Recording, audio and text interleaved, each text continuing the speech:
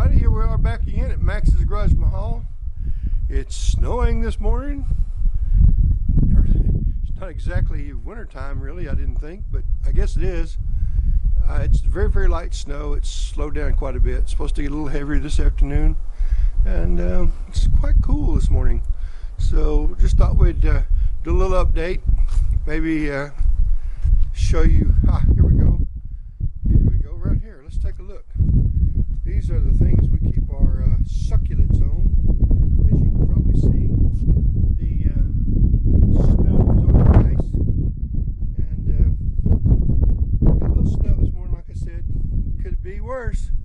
So I thought we'd go over a few things this morning, and let's see if we can see what the temperature is out here on this brick. Let's see here. Let's see if we can see that. What's that? 24.7 degrees.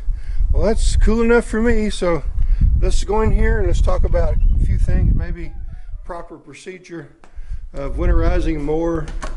Maybe there we go. Hung that up accidentally. Look there.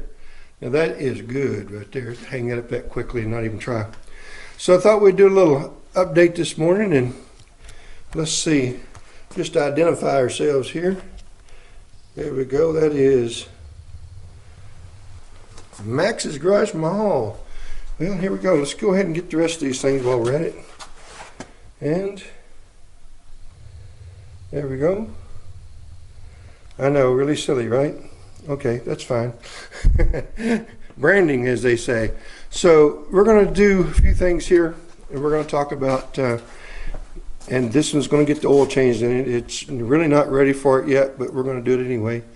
And we'll probably cover that. Maybe not in this particular video, but we will cover oil changes, filter changes,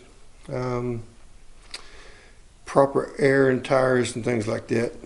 Maybe even the proper procedure of starting a motor when it's really cold out. And it is really cold this morning. So we may fling open these doors in a little bit and go ahead and I'll tell you what, let's do. Since the motor hasn't been started, this is an excellent time to check the oil. Now, you gotta remember that checking the oil, when you first pull the dipstick out, the dipstick is going to show more oil in it than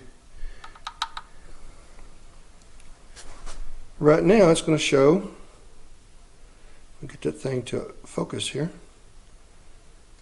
Haha. It's showing right on the full mark. So that's good, but you want this thing to, you want to just drop your dipstick down until it touches the threads at the cap. Pull it back out and check it then. You know, wipe it off, do it that method. And as soon as I get the camera set up on the tripod, we'll do that for you real quickly. So we'll be right back. Alrighty, here we go. We're going to take this dipstick out of here. And going to dry her off real nice. Let's see if we can see that. No oil on it. Okay, so now we're going to take her, stick her back in here to right there. And she is a little bit low, but I checked the oil a lot, so we've pulled some of it out. And as you can see, the oil is getting a little color to it here.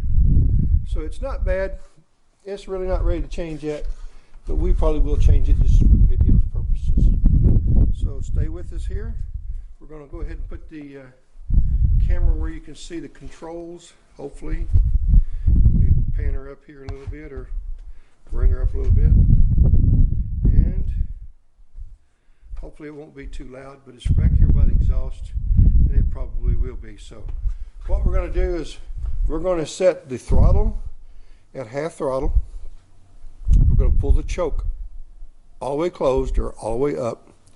We're going to hit the ignition, and since it's so cold, it's not going to be as cold natured now, of course, or not warm natured rather, so that when it first fires, you won't have to push that choke off as quickly, but you got to get it off pretty quick on these Kawasaki engines because they're very, very lean operating on all of them that I've got.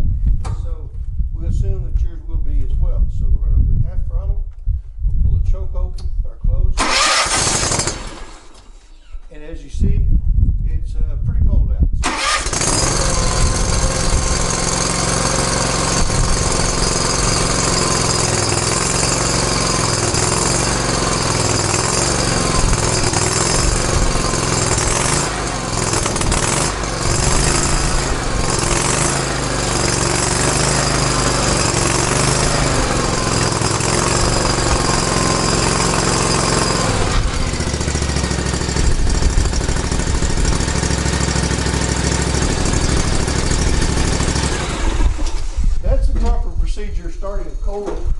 Kawasaki engine. So don't leave the choke on very long. You want to make sure you get the choke off as quickly as you can without stalling the engine. So you want to run it for just a few seconds with the choke on, and then start lowering it, pushing the choke open, which is pushing the button closed or the cable closed. So make sure you try that, and that'll keep you out of trouble, keep you from flooding your engine, have to replace your spark plugs or clean the spark plugs. And so we want to cover that. Got that covered. Let's see. Also, make sure that when you're through servicing your lawnmower, remove the key, because I just had a child over here playing around, and he, bless his heart, loves playing on a lawnmower, and that's wonderful. But he left the key on. It was exactly 20 hours when I found the key. So I've got an extra 20 hours on the clock, which the lawnmower doesn't have. So anyway, make sure you remove your key. And also, while you're operating these mowers, make sure that you have safety in mind. You want to make sure that you have your deflector chute down around other people. If you've got one of these Hustler Raptors, you might want to put one of these block off plates down here that you can see on mine. Those things, as you can see from the rear here, it really does allow that deck to be straight across. I'm gonna walk over there and show it to you. And with the enforcement bar still here, it keeps your foot out, as well as up here at the top, it helps keep your leg out of this large indention here. And you want to make sure that you cover this up if you're going to operate with your deflector chute open. With this on here, this installed, I actually never close this anymore. That deck works so wonderfully like that. It really shoots material out, doesn't capture it. With the enforcement bar lowered below the deck or the deck blade, it keeps you from having any kind of capture. This could be open further, but I found it's not necessary. With some people and some grasses and some moisture content, it possibly could be, and it probably is, especially for those mowing really heavy, dense grass. So you can't open that deck up further. Let's see. What else do we want to cover? Make sure that if you're mowing in this low light conditions that we have during the cold months, make sure you've got some sort of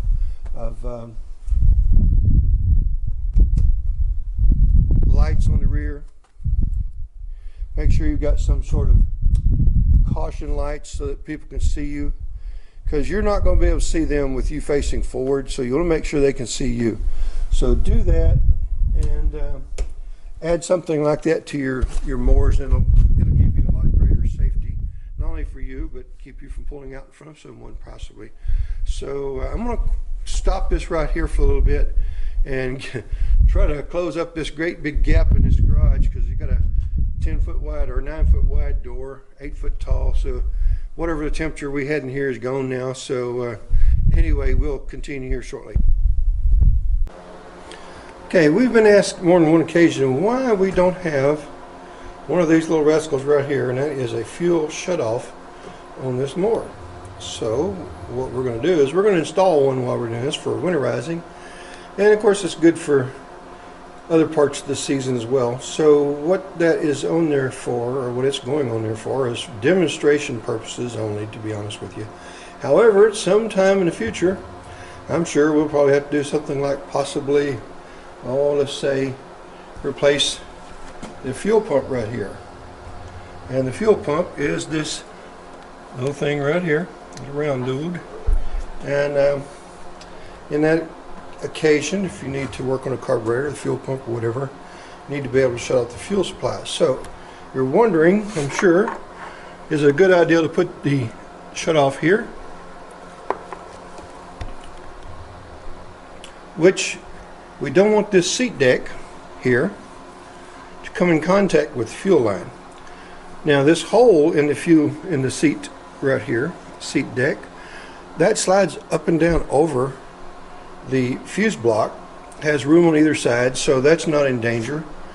And you're wondering, well, why don't you go ahead and put the fuel shutoff right here at the top of the tank? Well, if you measure that and you have a real hard compression, you hit something really hard, or let's say go off the street corner or curb really hard, you could compress this far enough that it could possibly make contact with that handle, not necessarily the hose. So you say, well, why don't you just lay it on its side like that? Well, you could do that. Let's do this though. On my particular situation, what we're going to do is, if you see that indentation where the fuel cell travels downward, we're going to put that fuel cutoff right down in there. It's going to make it a little more difficult for the operator, that'd be me. However, we know it's going to be totally out of the way from now in the future, and no way the seat deck can get to it. So we're going to put it right there. So stay with me, and I'll show you real quickly what tools we will use. And I dug up the rankest, old, nastiest pair of pliers I've had, probably 50 years.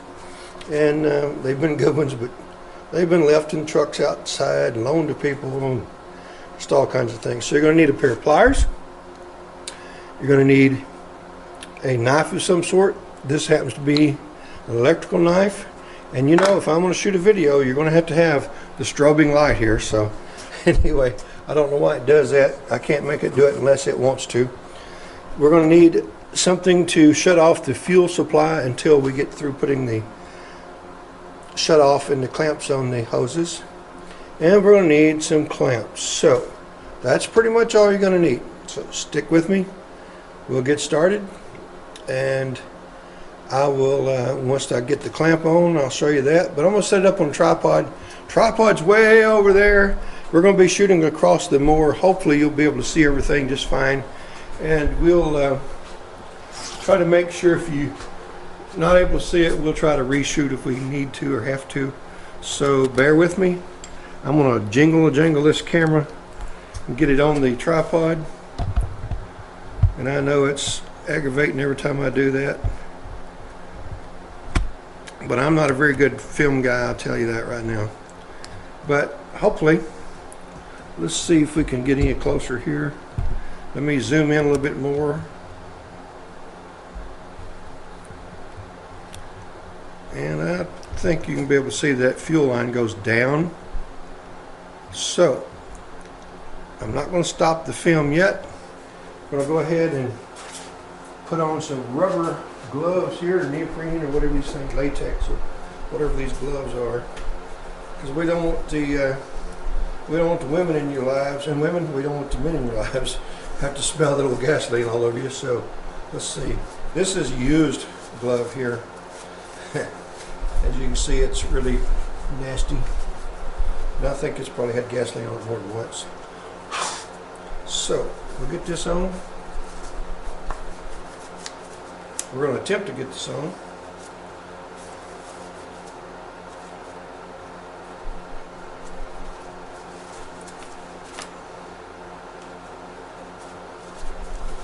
Alright, that's one glove. Successful. Alright, let's try another one real quickly and get this over with. I know y'all are tired of these long videos, and I should shut it off and come back, but just to show you the struggles of being a young film creator. Wait a minute, did I say young? Let me retract that. I was young once, but I'm not so much young anymore. Okay, so we're going to take this little clamp right here. This is a pair of vice grips. All we're going to do, we're going to take this hose, we're going to clamp it off so it can't allow fuel to move through it. Just like that. Then we're going to take a knife, which is this handy dandy electrical knife. This is for doing electrical work. And we're going to cut this hose right here. That's not my favorite place to put it, to be honest with you. That's where we're going to put this thing, so that's down below the seat level. So we're going to do that right there.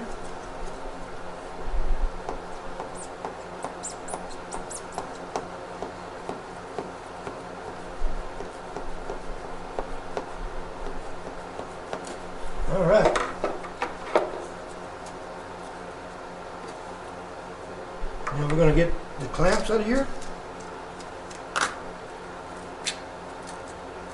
We require 2.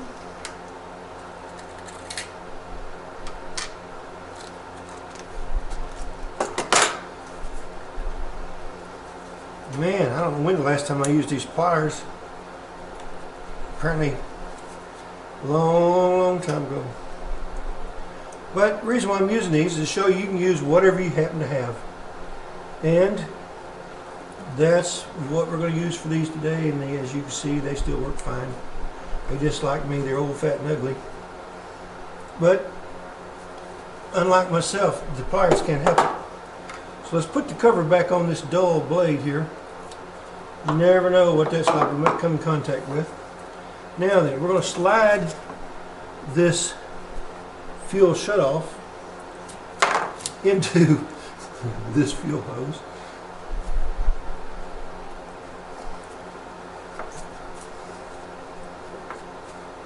Can y'all smell that gasoline, guys?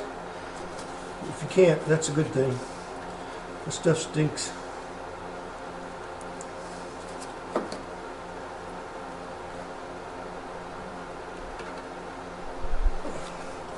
Now then, we can shut that off by doing that. We know it's off right there. Let's unclamp that. Let's put the clamps in place.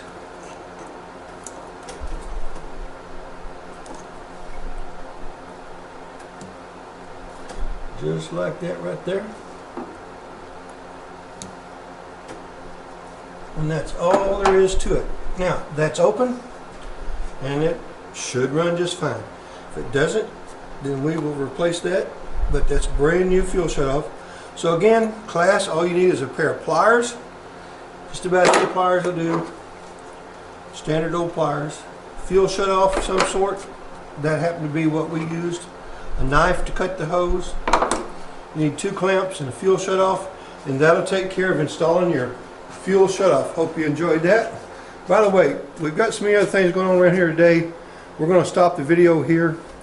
We'll do another video update soon. But that'll get you a proper start, proper oil check on your engine.